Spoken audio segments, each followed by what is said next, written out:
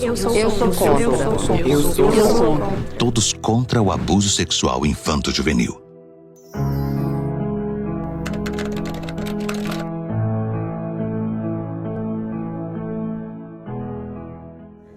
A pedofilia é um termo muito pejorativo hoje, acaba sendo um pouco banalizado, odiado. Quando a gente tem uma pessoa que apresenta um desejo sexual frente a uma criança, as pessoas acabam já chamando ela de pedófilo. Mas dentro da psicologia, dentro do DSM-5, que é o Manual dos Transtornos e Doenças Mentais, a pedofilia ele é um desejo, né, que o adulto tem em relação à criança. Esse desejo pode ser convertido entre apenas o desejo, pode ser convertido na busca de imagens, né, de crianças, seja imagem pornográfica, seja imagem de criança no ato sexual. Essa variação de criança pode ser desde um adolescente até um bebê. Então esse desejo que essa pessoa tem em direção a uma criança, ele é incontrolável. Necessariamente a pessoa que tem desejo não significa que ele irá cometer o crime.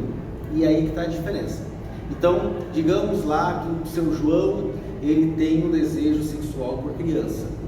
Enquanto ele tem desejo, ele é portador de um transtorno que deve ser cuidado por um psicólogo, por um psiquiatra, por um profissional, para que ele lide melhor com isso.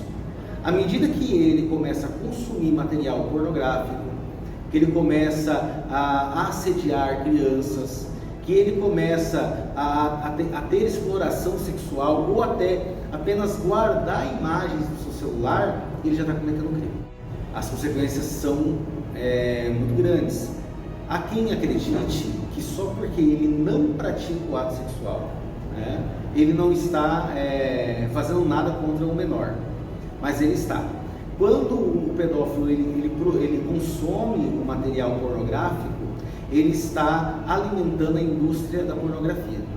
A indústria da pornografia, para que tenha material, vai ter que ter cenas gravadas com criança. E assim, o que que enoja a população, né, deixa a gente revoltado, é que ele tem esse desejo. Mas é algo diagnosticável, é algo que deve ser tratado. A procura é muito baixa, né?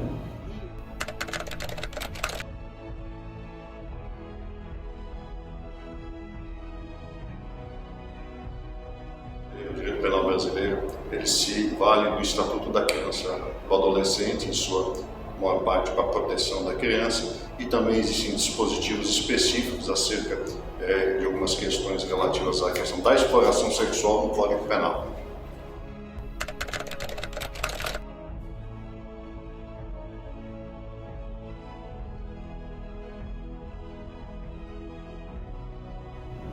Sim, porque a criança, né, como no caso assim, né, você chega lá, o adulto ele chega narrando que quando criança foi abusado.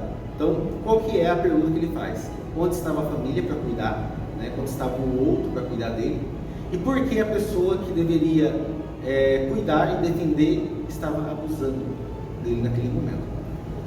Então, geralmente cheio de muitas marcas, né? Estupro, gente, é difícil falar assim, olha, é pior quando é da família. É sempre pior.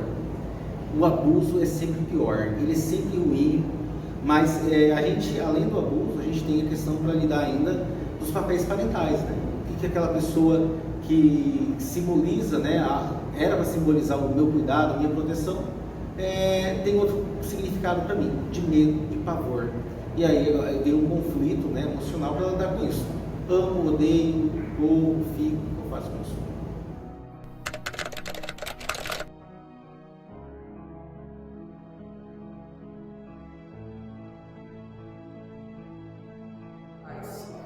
O crime sexual, como um todo, não só o crime contra a criança, ele traz uma certa dificuldade de investigação na medida que ele ocorre, por vezes, entre familiares, entre pessoas próximas. Então você, às vezes, tem uma certa dificuldade da colheita de provas, por exemplo, de natureza testemunhal e provas periciais, tendo em vista que, quando se chega na polícia a denúncia, já se passou algum tempo. Então é necessário que haja uma equipe multidisciplinar, principalmente com psicólogos, com o objetivo de fazer uma inquirição a essa criança para extrair o maior volume possível de elementos para que a investigação possa prosseguir de uma maneira salutar e se analisar quais são os passos estratégicos a serem dados dentro da investigação visando a elucidação do crime. No ambiente virtual, precisa de uma equipe realmente especializada para fazer esse tipo de investigação, um grupo de policiais treinados, porque é necessário que se faça rastreamento de IPs, é necessário que se junte provas periciais suficientes para que leve ao autor, ou uma suposta rede de autores de delitos sexuais ou de pedofilia. Eu, na minha carreira, tive sim um caso de um pedófilo. E um pedófilo não só que teve o diagnóstico do transtorno, mas que foi preso pela Polícia Federal. Então, quando ele procurou tratamento, ele tinha passado por diversos profissionais. Porque quando os profissionais iam escutar a fala dele, eles não conseguiam, porque é muito pesado. Ele nunca tinha praticado o ato em si, mas ele guardava diversos arquivos de pornografia infantil. Quando a Polícia Federal foi lá, fez a busca, a apreensão, pegou o computador, identificou lá várias imagens daquele computador, ele foi preso, pagou a fiança e foi solto. E logo ele foi atrás de tratamento, porque isso estourou, né? A família ficou sabendo, tinha menores envolvidos e tudo mais, e ele começou um processo de autoconhecimento e tratamento em relação a isso.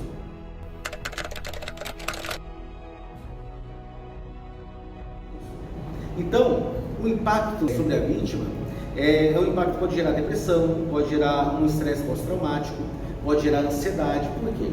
Porque essa vítima se sente como culpada. Aquela criança, aquele adolescente vulnerável, quando ele é vítima, ele não sente como vítima, ele sente que ele fez algo para que aquilo acontecesse. Já também tive vários casos de abuso, de tratamento de pessoas com abuso, e quando eles chegam na clínica, a maioria baixa percepção de identidade, não sabe quem é, se perdeu muito na construção, tem a aversão a esse assunto.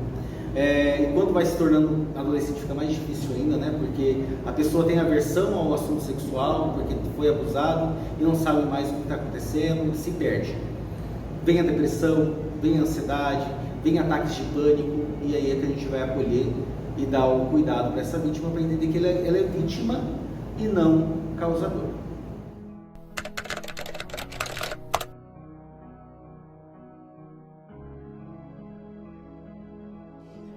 Eu acho que é necessário que o pai ele tenha o controle sobre absolutamente tudo na vida do menor. O menor está sob a responsabilidade dele, tanto no ambiente virtual como no ambiente real, né?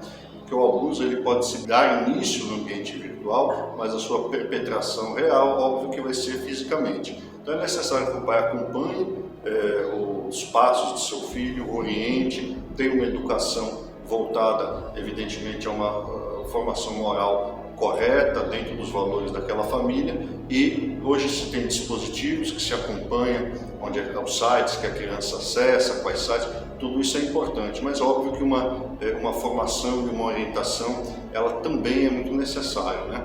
Hoje as pessoas estão muito imersas no mundo virtual e acabam perdendo os parâmetros da vida real. Então, se trazer mais, por exemplo, um ambiente familiar, uma leitura, uma conversa em família, isso é muito necessário também. O sistema de apoio, a rede de apoio é muito importante. É ela que vai cuidar mesmo, né? Eu falo assim, eu tenho algo de valor, né? Vou dar um exemplo, né? O celular. O celular é algo de valor para você. E você está sempre com ele, né? Você está olhando, está observando. A rede de apoio, que são aqueles que estão cuidando desse menor, deve observar os sinais. Essa criança, esse adolescente, ele não vai, em um dia após um estupro ou um abuso, chegar para os pais e falar assim, olha, aconteceu isso. Muito difícil isso acontecer. Ela vai pensar muito, ela vai se culpar muito primeiro, às vezes nunca vai falar, e se falar, talvez a família nem vai saber como lidar também. Então, é um assunto muito delicado. A família, então, ela tem um papel de proteção, ela deve aprender e também conversar muito com essa criança, com esse adolescente. Isso vale proximidade, Isso vale cuidados de onde anda, com quem anda, sempre preservando, né? A gente tem que ter cuidado com, às vezes, as paranoias, mas às vezes é melhor ter um cuidado exagerado do que não ter, porque não tem como desfazer isso mentalmente, emocionalmente. Ah, eu vou voltar no tempo e não ter mais. Isso, quando ocorre, vai ficar uma marca na vida da pessoa que nunca mais vai apagar.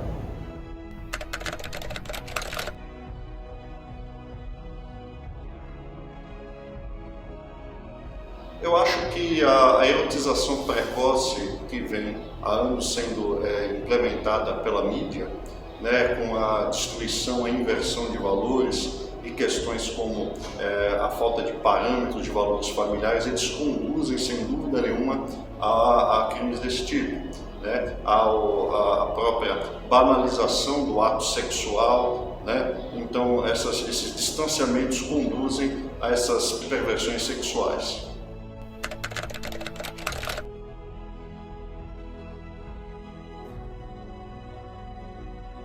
Vou falar de todos os contextos, né? No ambiente escolar, é importante que a escola trabalhe muito habilidades socioemocionais, que a escola esteja bem aberta à escuta, né, dessas pessoas. A escola, geralmente, ela é um veículo, e ela é um dos principais veículos que acabam denunciando casos como esse, porque o professor acaba percebendo, os colegas. O profissional que trabalha acolhendo, né, deve ter um cuidado para não culpar a vítima, né, com perguntas: como você estava vestida, onde você estava, o que você fez. Quando você é abusado ou abusada, não interessa o que você está fazendo.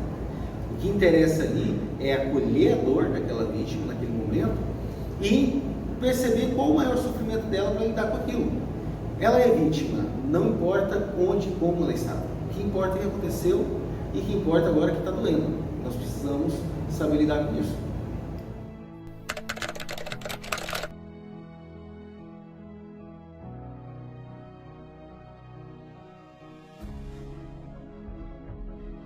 A gente tem ainda uma imagem a ser passada para a sociedade, né?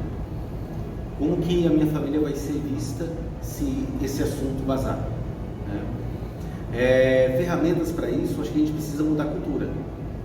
A gente vem de uma cultura bem machista ainda, uma cultura de que família é algo que nunca erra, e não é isso, né? Família também comete erros, família também comete alguns deslizes. Eu digo para os meus alunos, eu falo assim: olha, a gente não tem manual, a gente não vem com manual para ser pai, para ser mãe, não tem nada escrito, então a gente acaba ficando um pouco perdido.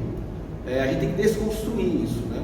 Desconstruir, deixar a vítima ser vítima, abusador ser abusador, e acolher a vítima e colocar o abusador no seu devido lugar também. Disque 100. Denuncie.